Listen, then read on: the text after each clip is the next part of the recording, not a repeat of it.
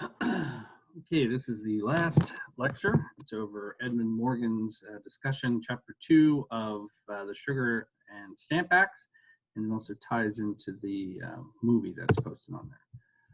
So, there we go. This is from Morgan's Birth of the Republic.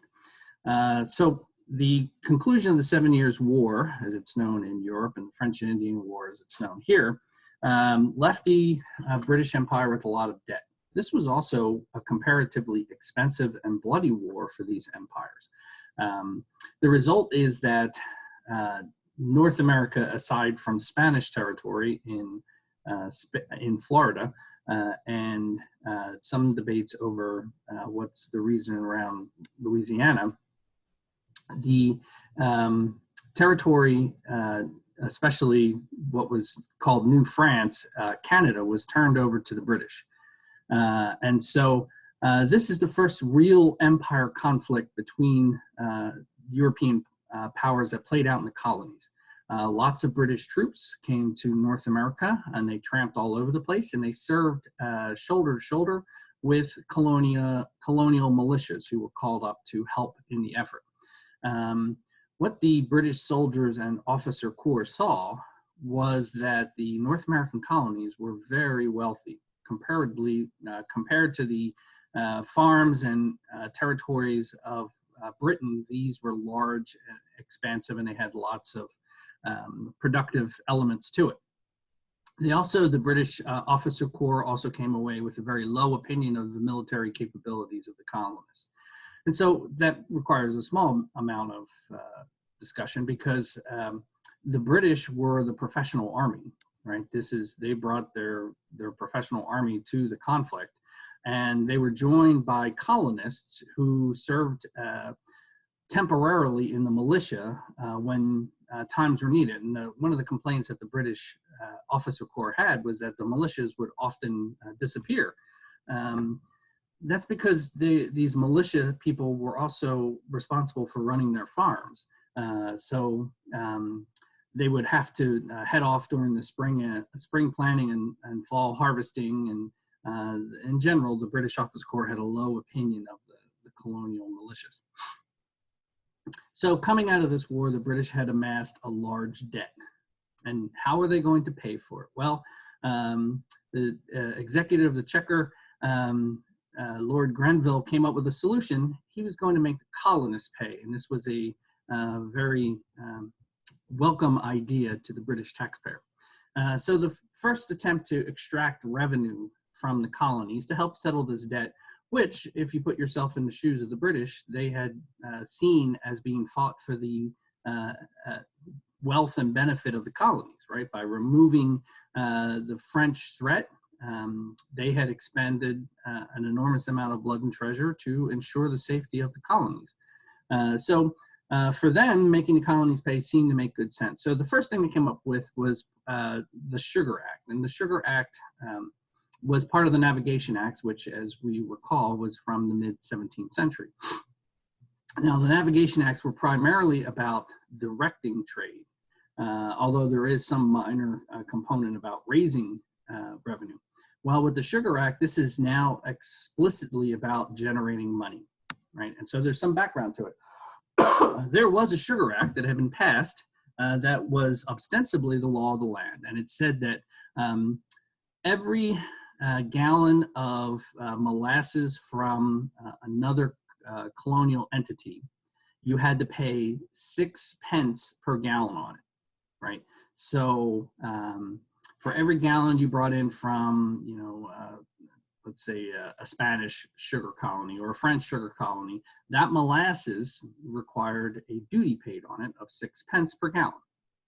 This was, however, universally ignored. Nobody paid it. And in fact, there was what's known as the standard bribe, where the customs officer would accept a penny and a half, 1.5 pence per gallon, in lieu of actually declaring that this molasses was from a French colony. So the standard bribe was a penny and a half. So Grenville was aware of that. So he said, okay, we're going to cut this 6 pence per gallon tax in half, right? So instead of being 6 pence, we're only going to charge you 3 pence a gallon. The problem, of course, is that that's still twice the price of the standard bribe. So there's a lot of resistance to paying that particular tax. Grenville cast about for a second way to generate revenue, and it came in the form of the Stamp Act. The Stamp Act was that official royal paper was necessary to conduct business in the colonies, right? So this paper, which you'll see in the film, has a particular stamp that's placed in it, so it's embossed on the paper, and so you couldn't file a court document, you couldn't do a ship's manifest. It was even supposed to be applicable to playing cards, so you couldn't play cards in the tavern without the official stamp. All these things would have to be purchased, and in purchasing that would generate some revenue that would go back to the crown. Thinking about the way the British mindset is about rule at home and also rule in the colonies, the way they figured, Parliament figured they would get this tax enforced was by co-opting people from the colonies, what they considered the better sorts. And so they promised them a cut of the tax if they would handle the distribution of the paper and the collection of the revenue in the colony. So this is British parliamentary thinking or British political thinking. If the better sorts set the standard for everybody else in the community. So if they pay the tax and adhere to it, then everybody else will get in line, because that's how these things operate in the British mindset. One of the things the colonists resented was that this type of taxation was being proposed and enacted without any of their input. And so the reply from the Parliament was that you have virtual representation, right? That even though you don't have a vote and can't vote for a member of Parliament, and even though you have your own colonial governments in which you vote and pay taxes to, even though you don't have that representation, that same effect in Parliament, you have virtual representation, because the members of Parliament act in the best interest of the empire, not for any single one constituency. Well, as you can imagine, this was not terribly popular with the American colonists. So the American colonists decide they're going to resist paying this taxes, right? In fact, they're resistant to taxes in general. Why? Well, part of the reason is people don't like to pay taxes anyway. But in the colonies, there's a special representation of this taxation issue. Taxation is a threat to property ownership. Colonists argued that if they allowed the British to put a tax on them, they could raise the tax so high that they wouldn't be able to pay it, and so they would have to forfeit their lands, right? So taxation was not seen as a one-stop thing where you pay one tax for the Sugar Act or the Stamp Act. And this is also related to the British rule of law. The British rule of law does not have a written constitution. It acts on precedents. And so if the colonists agreed to taxation at the outset, then if additional taxes were imposed, they would have no legal standing to challenge it, because they've already accepted, or so the thinking goes, right? So the colonists said, we can't accept any of this, because if we do, then that'll set the pathway to where we could lose our lands. And lands were, property ownership was particularly important in the British Atlantic world. It's a source of financial independence. If all else goes to hell, you can still feed yourself and provide for yourself and your family through your own property, right? So protecting your property is a way of protecting your economic independence. You're not dependent on somebody else. You can always feed yourself. It's also a source of economic liberty. You can raise and sell your own products in the market. The more industrious you are, the more revenue you can make, right? So it's a source of financial independence and liberty. But it's also a source of political liberty, because in the British Atlantic world, owning property was how you were granted the franchise, how you could vote, which means over in Britain, since there's only a very small percentage of the people own property or pay enough taxes that stands in lieu of owning property, that means in the British Home Isles, a very small percentage of people could vote. But over in the American colonies, land was readily available. So lots of people owned land, which meant they had the right to vote. And so they were voting for their own local representatives, their own colonial uh, governing bodies that collected taxes from the colonists. And that taxation, local taxation, was decided by who could vote and vote in elected officials, right? So property is also the source of political liberty. If they lose their property, they would lose their economic independence and liberty, and they would also lose their political liberty. So the colonists were quite concerned about this.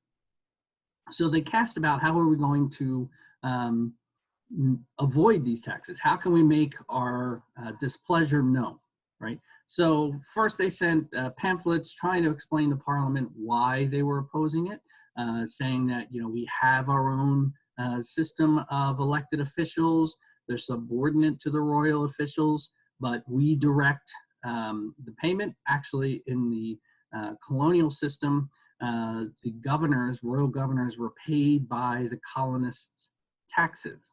So the colonists had quite a bit of control over the royal governors because they're paying their salary. And they rejected this concept of virtual representation. They also rejected the idea of adding a couple of members of, to Parliament from the American colonies, because they recognized they would have no political power. So they tried to explain this to Parliament and the British ruling order in pamphlets.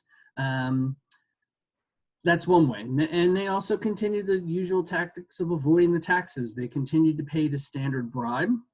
It still worked. It's a penny and a half as opposed to the official 3 pennies a gallon. So they just ignored this change in the law and kept paying the standard bribe in order to bring in molasses from other foreign states. They also hit upon a novel way of expressing their displeasure, which was mob action. And the thing about this mob action is it was particularly narrow cast. It wasn't groups of colonists running amok. They would purposely target a few people and act in a mob to install a corrective lesson to certain folks, right? So in the case of the Stamp Act, the poor guy in Boston who was not even officially asked to be the representative of stamp distribution and collection. The mob showed up and wrecked his house, and he was forced to renounce the Stamp Act, his role in the Stamp Act, for something he had not even been officially asked to do yet, right? And they also rioted against Hutchinson's house. The royal governor of Massachusetts. So, but it wasn't, you know, running amok just through the wealthy section of town. It was very targeted to send a message, right? Meanwhile, over in the British Parliament, the representative of the interests of the American colonists, a man by the name of Benjamin Franklin, is seeking a way to lessen the tension. So he comes up with what is clearly a deception. He informs Parliament that the colonists reject internal taxes, the Stamp Act business. That's a direct taxation on what they're doing. But he says they're willing to accept external taxes, which is taxes on things related to trade, as they had been doing under the Navigation Acts for a century or more. So Franklin created this deception in order to ease the tensions, but all it did was buy time for when this issue would come to the head.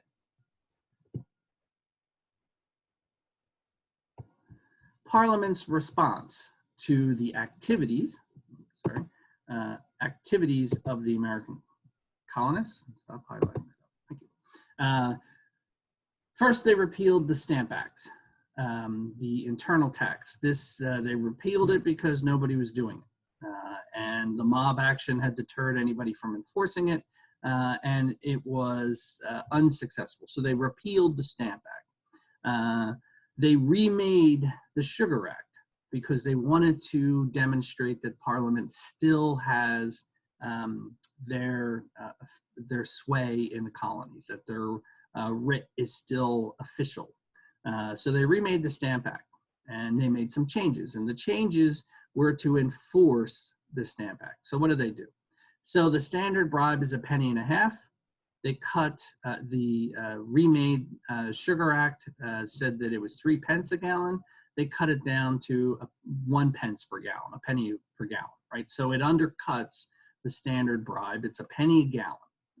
Only now they're really going to collect it. And that money is going to be collected for the British Crown, not for the pockets of the customs officials, right? So that's one. Two, they removed all the then current customs officials, the people who had been accepting this bribe for however many years, and they installed new customs officials who are going to be very aggressive in collecting this 1 penny per gallon tax to generate revenue for the crown.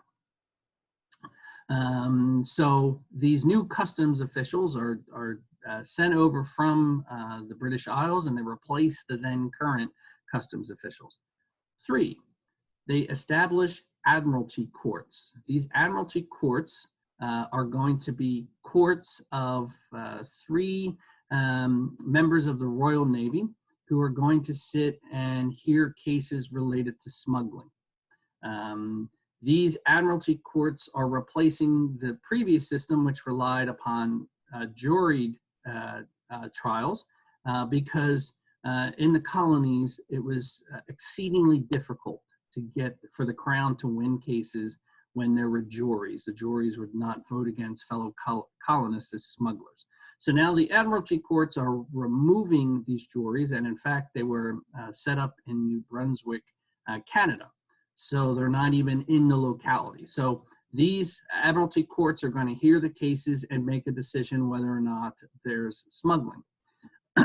If the court rules that the ship that was smuggling and was captured by the customs official was guilty of smuggling, 3 things occur, or the next steps involve this. First, the cargo and all the crew's property would be seized and then sold off at auction. And then they would sell off the ship at auction. And this would generate a pile of money. This pile of money would be divvied up in the following fashion. 1/3 of this money went to the crown. So it was shipped back to settle this debt. 1/3 of it went to the governor of the colony. Now the governor of the colony is no longer relying upon colonists voting his salary. He now has a separate revenue stream that goes directly to him from the spoils of these smuggling cases. And then 1/3 goes to the customs official who placed the charges. This sets up a system where the customs officials are handsomely rewarded for bringing smuggling cases and winning them. Everybody in this system makes out, except for the colonists caught smuggling. Maybe they were smuggling, right? And so this is just desserts, but there's also an incentive to seize anybody's ships and sell and try to win the case in admiralty courts in front of sympathetic Royal Navy officers, as opposed to suspicious colonial juries. So the combination of these things are Parliament's response to resistance by the American colonies, in which they're going to force the colonists to come to heel and recognize the authority of Parliament over their affairs. These are the important initial steps to what becomes the irrevocable break of the American Revolution.